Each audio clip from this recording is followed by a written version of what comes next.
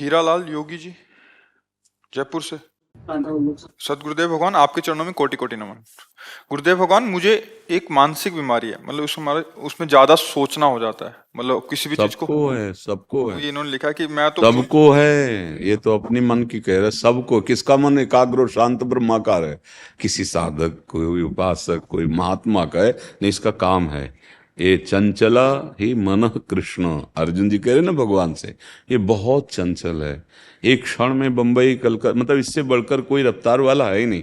वायु को भी समय लगता है। जैसे यहाँ से वायु प्रवाहित हो तो बंबई पहुंचने, ये 1 सेकंड में पहुंच जाएगा। बहुत चंचल। न चाहते हुए भी गंदी बातें मन बार बार लाता है। बिल्कुल चिंता नहीं करनी, हमारी बात समझो। यदि हम नाम जप कर रहे हैं तो हमारे मन की गंदगी नष्ट की जा रही। निर्मल मन जन सो मोहि पावा, मोहि कपट छल छिद्र न भावा।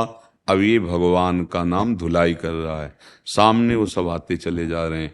ये नहीं मानना कि ये मेरे मन में जा रहा है, ऐसा नहीं। ये मेरे मन की गंदगी बाहर निकल रही, क्योंकि महाबली भगवान का नाम, प्रियाजू का नाम जिह्वा में है।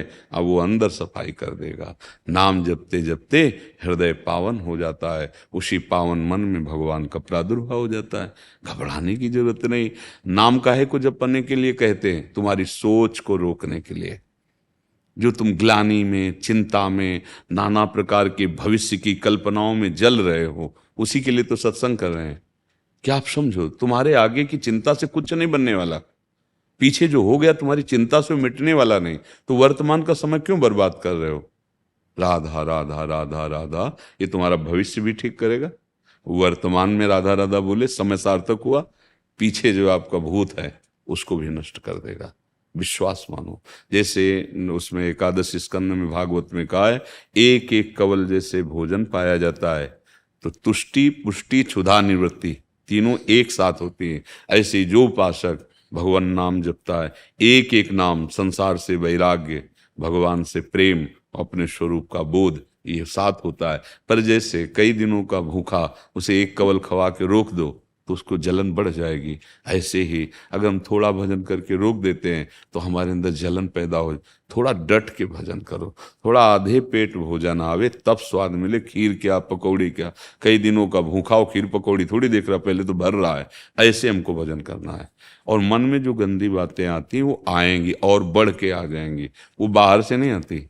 ये जन्म जन्मांतरों से अंदर। कई बार कहा है, आज के वैज्ञानिक इतनी बड़ी चिप बनाते हैं, 350 500 घंटा का सामग्री होती है ना, और ये भगवान ने बनाया ये चिप मन, कितना बड़ा है कोई नहीं जान सकता।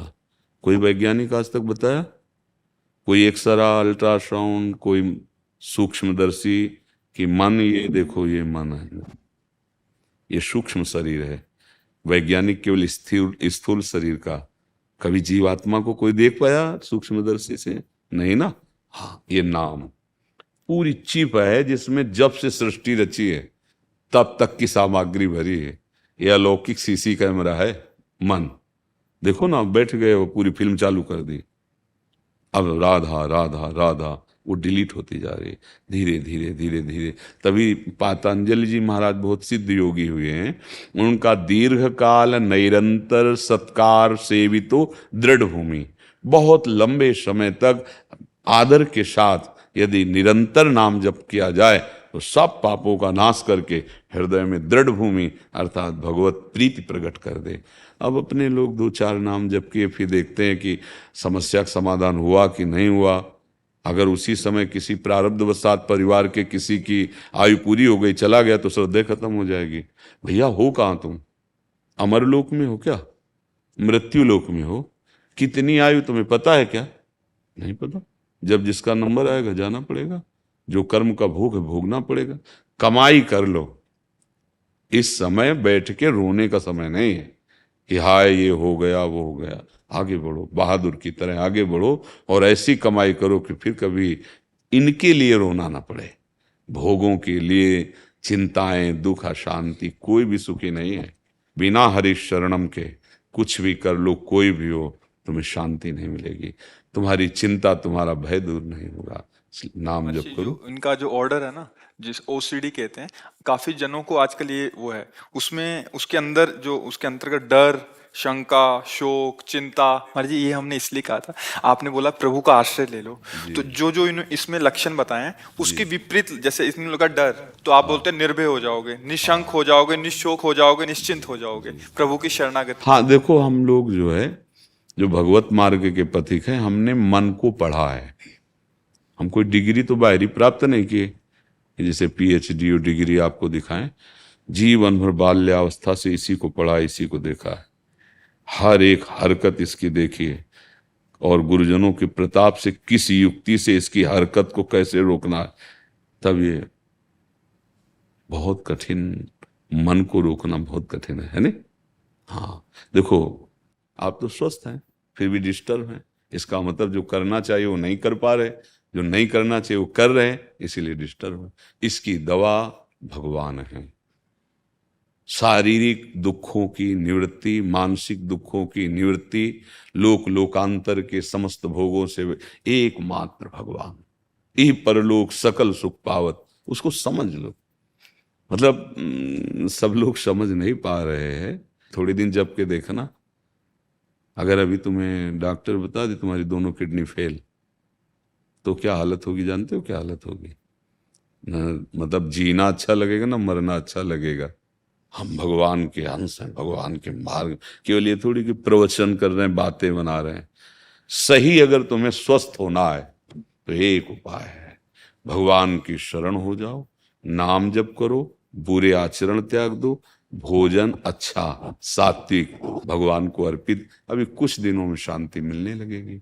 दवाइयों से अगर बहुत बिगड़ा तो थोड़ा सहयोग ले लीजिए, डॉक्टरों के पास जाके सहयोग ले लो, क्योंकि तुम्हारी मानसिकता है ना। नहीं तो सच्ची कहते हैं, अगर हमारा चिंतन ठीक हो जाए और हमारा शरीर कष्ट में, तो कोई परवाह नहीं। देखो, दवाइयों के द्वारा जब मन को चेतना शून्य कर दिया जाता है तो अंग प्रत्यंग में शल्य क्रिया होती ना, ऑपरेशन, क्या फर्क पड़ता है? अगर यही मन आनंद में बेसुध हो जाए प्रभु के चिंतन में, तो शरीर में क्या फर्क पड़ता है? पर ये बातें लोकवत समझ में नहीं आएंगी, ये नहीं समझ, ये अध्यात्म है, ये है सत मार्ग। और यहाँ जो कुछ भी है सब असत है।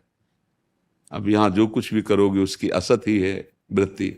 हम आपको सबको बार बार ये कहते हैं, भूल नहीं, भूल नहीं, बख्शेंगे नहीं कर्म। हाँ, जो न्यायाधीश है, हरि शरणम हरि, वो माँ की तरह कृपा करे, वो बख्श देंगे। अहम तो हम सर्वपापेभ्यो मोक्षयिष्यामि। अब सत्य वचन सुनो, सत्य मार्ग में चलो, कोई परेशान, कष्ट में होते हुए भी हमें कष्ट नहीं है, तो ये कला क्यों ना सीख लो यार। अभी पता चल जाए कैंसर हो गया, किडनी फेल हो गई, दिल तुम्हारा कमजोर हो गया, तो हालत क्या होगी आपकी? और ये सब होगा क्योंकि नासवान शरीर कोई ना कोई तो मृत्यु का कारण बनेगा। तो इतने बहादुर बन जाओ, पता चलना है कि इसको छीन लिया जाएगा तो पहले ही तो इससे राग खत्म कर दो।